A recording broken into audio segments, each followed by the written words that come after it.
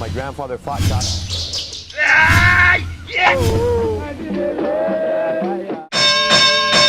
Grito Marcial. Saudações, amigos, curto o programa Grito Marcial. Quem diria que ia chegar na edição 100, até porque o trabalho não depende só de mim, depende das pessoas que estão dispostas a falar, e falar nas câmeras é complicado, ainda mais que muita gente falta, às vezes, com a seriedade da coisa, com a verdade, e isso gravado fica feio, então as pessoas para se doarem é difícil. Então, primeiramente, eu quero agradecer muito ao Mestre Pop, porque ele que foi a pessoa que me incentivou em todos os sentidos em relação tanto ao canal, ao meu trabalho de capoeira. Então, Mestre, muito obrigado. Eu agradeço aí. Nossa missão é essa, né? Verdade, Mestre. Primeira entrevista, número 100, na 1000 eu volto aqui também. Não, na 200, na 300, na 1000 vai chegar lá. Então, esse é um programa que vocês já estão vendo que é extremamente especial. A ideia é trazer uma pessoa, são todas as pessoas que carregam muito tempo de capoeira. O nosso amigo Peixe aqui, o Mestre Peixe, veio da Austrália ali do lado, daqui do lado, chegou ontem de bicicleta.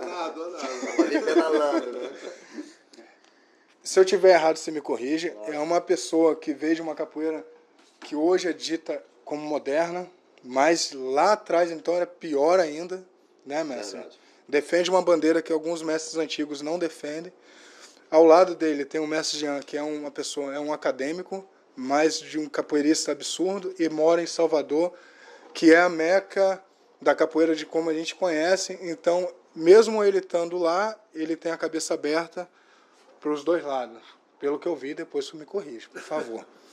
E o Mestre Pop é uma figura, fala histórica, para te boto com 200 anos. Mas realmente a capoeira é muito nova historicamente falando, e ele faz parte da história, e eu me sinto muito honrado de ter conhecido o senhor, e a gente está junto nisso, e mesmo sendo uma pessoa histórica, ele está aberto a discutir com pessoas mais novas em relação à capoeira, o que você viveu. Então, vai ser muito bom. Isso foi a apresentação. A minha ideia era trazer temas da variante da capoeira moderna, o que está no meio e o que está mais atrás, né? A questão da ancestralidade, que todos vocês, eu acredito, que defendem muito.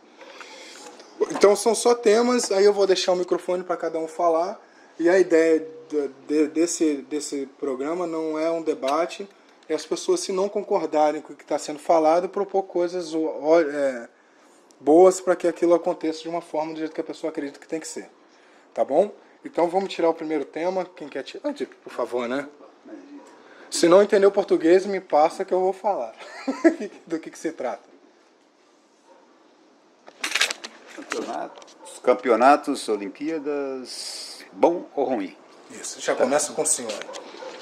Cara, nós estávamos, quando o mestre Jean e o mestre Peixe chegaram aqui, estava falando com o mestre Jean e com o mestre Peixe a respeito dessa visão plural da capoeira, né? Eu acho que não dá para colocar a capoeira num quadrado.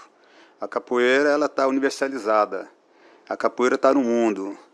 E eu sempre costumo dizer que quem dá sentido em essência, a manifestação cultural chamada capoeira é o indivíduo, é o sujeito dela, né? Então, há pessoas que se identificam com a capoeira no viés puramente cultural, né? E outras já identificam-se com a capoeira e propõem, inclusive, seu projeto de trabalho, a capoeira no viés esportivo, né? E, certamente, essas pessoas, elas identificam-se com a organização da capoeira no plano de campeonato, de torneios, e aí vai trabalhar, obviamente, para colocar a capoeira em um espaço que também está reservado a ela, no espaço esportivo, né? E aí, claro, que para isso é necessário a sua organização. As pessoas começam a participar de federações, confederações, enfim, começam a organizar a capoeira de forma institucional para promover essas atividades, a atividade da capoeira no viés esportivo, né? Como, por exemplo, a capoeira no COB, a capoeira olímpica, enfim. Então, eu acho que faz parte de um processo de desenvolvimento e da evolução dessa manifestação, né? Não tem como você pode até se colocar contrário, mas esse fluxo ele vai seguir por outras pessoas que não são contrárias, que são a favor.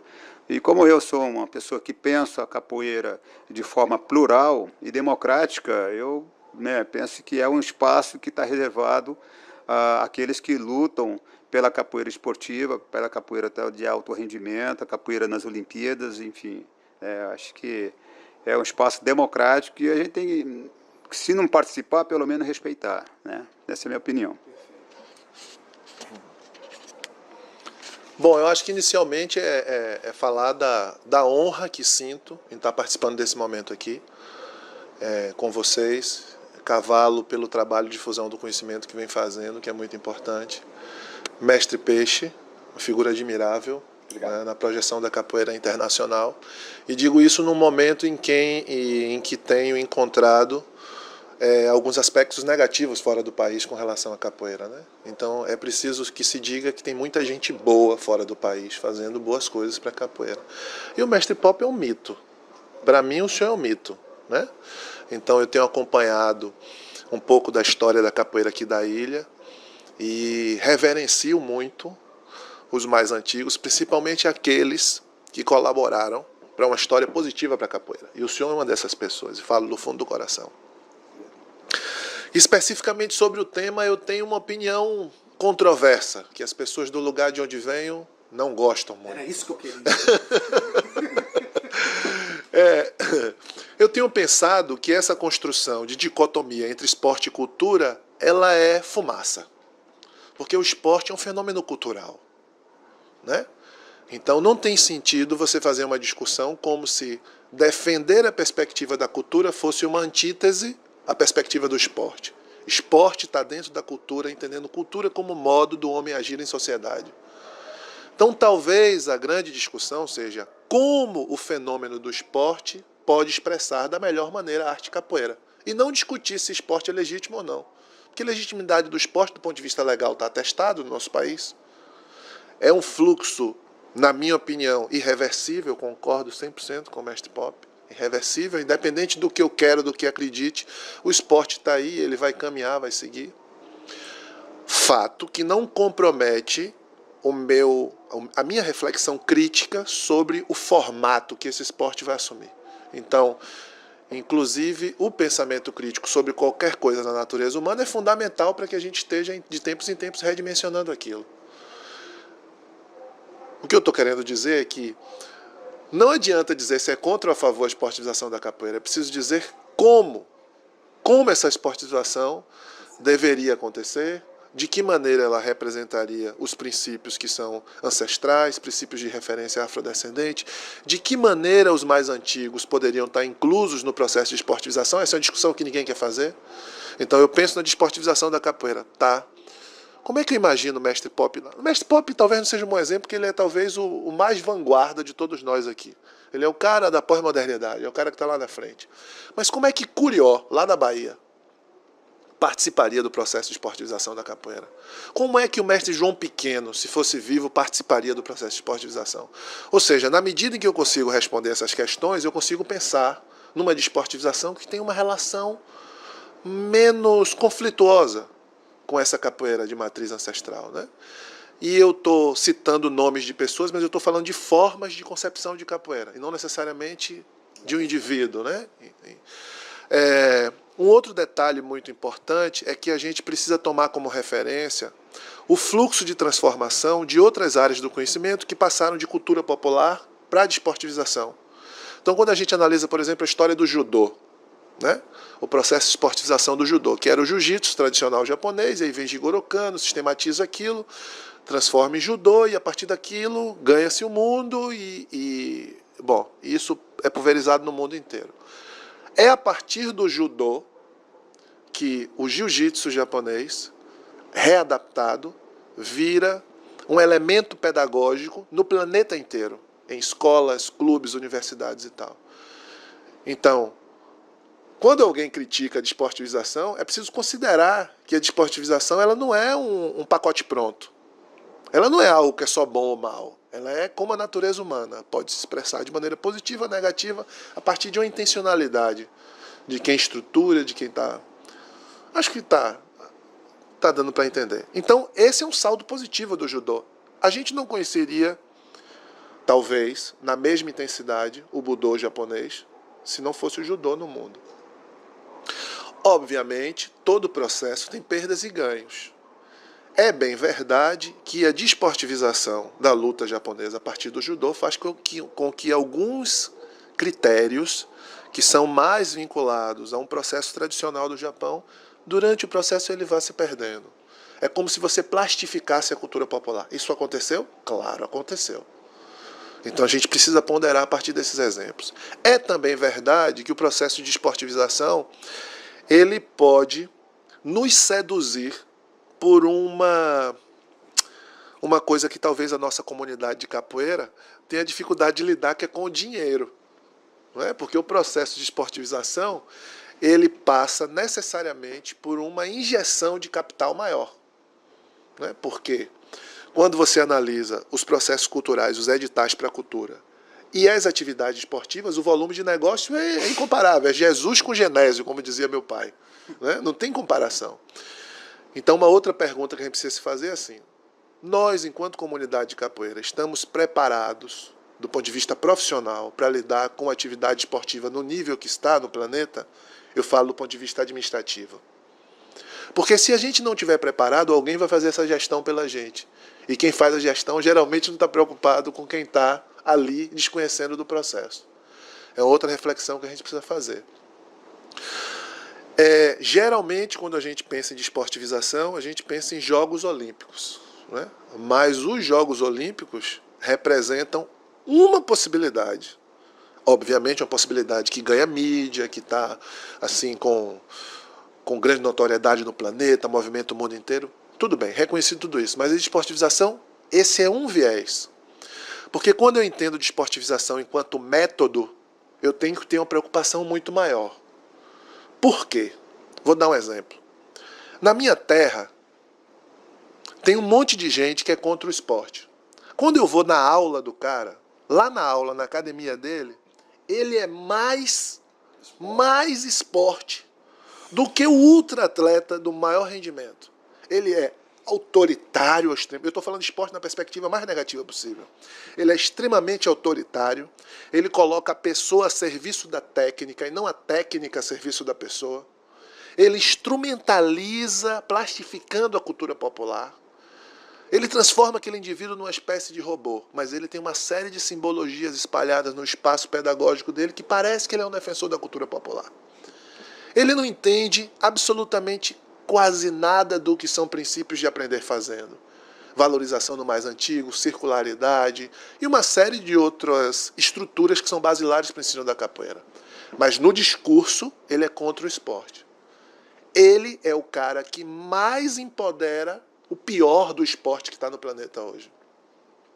E eu conheço outras pessoas que são defensoras do esporte, que trabalham no alto rendimento, e a gente pode pegar um exemplo, por exemplo, quando analisamos a trajetória de alguns treinadores da seleção brasileira. É o mais alto nível de rendimento, de esportivo e tal. Você pega o perfil de um, é completamente diferente do outro. Você pode pegar treinadores da seleção brasileira que eram muito mais dialógicos, compreensivos, respeitavam o tempo pedagógico de cada um. No alto rendimento eu estou falando isso. Ou seja, defender o esporte não necessariamente significa que eu sou mal ou bom. Depende de como eu desenvolvo isso do ponto de vista pedagógico. Estou falando demais, mas esses exemplos são pontuais para que a gente veja como existe uma espécie de firula, uma espécie de papel de presente embrulhando aquilo que parece bom ou mal. E se a gente não conseguir fazer a discussão daquilo que está por trás da coxia, né, por trás da cortina, a gente de fato não vai aprofundar na discussão do fenômeno do esporte na capoeira. Perfeito. Antes do mestre falar, eu vou pegar o microfone de sua mão, não me bata. Por que eu dei essa paradinha aqui? Porque o mestre Peixe é a figura... Esporte. É o esporte. O mestre dele é o esporte em pessoa. É uma das pessoas que colocou o esporte na capoeira como ferramenta de trabalho. Eu lembro de ver o mestre Boneco fazendo vídeos como se fossem aqueles vídeos de ginástica americano.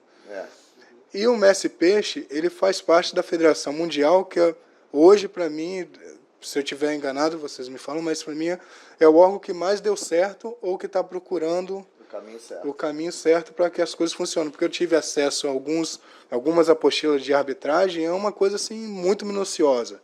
E ele é o diretor técnico-geral da arbitragem, então eu acredito que nesse ponto, que foi um ponto que eu joguei proposital, ele pode falar não com mais propriedade, mas com mais firmeza que ele vive o que está sendo falado. Tá bom? Eu só queria pontuar isso para as pessoas... Primeiramente, obrigado. Vou falar rápido, porque o mestre Jean já cobriu bastante coisa, academicamente. Não, mas tudo que ele fala tem fundamento. Primeiramente, queria agradecer, te encorajar sempre ao Grito Marcial, porque eu acho que o seu trabalho é importantíssimo para dentro da capoeira, trazendo mais oportunidade e visibilidade para a capoeira. Queria agradecer também ao mestre Pop, pelo fato de também ser o mestre de honra, e também eu quero te agradecer pelo fato de você encorajar ele, ter a visão de motivar o rapaz a fazer o que ele está fazendo. Foi o primeiro, e agora já estamos no 100, e mais mestres estão cada vez mais agregando essa situação. Queria pedir obrigado ao Jean, pelo fato de a sabedoria, o conhecimento dele consegue simplificar e profissionalizar mais, dar mais credibilidade pelo qual ele fala, pelo qual ele tem conhecimento, estudar. Voltando à pergunta que foi tirada no pandeiro, o esporte sempre teve com a capoeira, é só ler os livros e estudar. Desde Siriaco que começou a história toda pela primeira luta que teve, a roupagem esporte, né? Que foi lá, ele o escravo lutando contra o judô, que era o esporte, estilo esporte, que representava a luta marcial. Aí vem vários lutadores, vários capoeiristas, que senão a gente vai perder tempo falando, é só estudar que você vai saber da história. Então, quando a gente está aberto agora a pauta esporte, né? Dentro do WCF, o que o mestre falou, vamos tentar botar em etapa. O que o mestre falou é verdade. A pessoa fala da cultura, ela é apresentada como uma cultura, a simbologia da cultura, mas ela trabalha na pedagogia de esporte.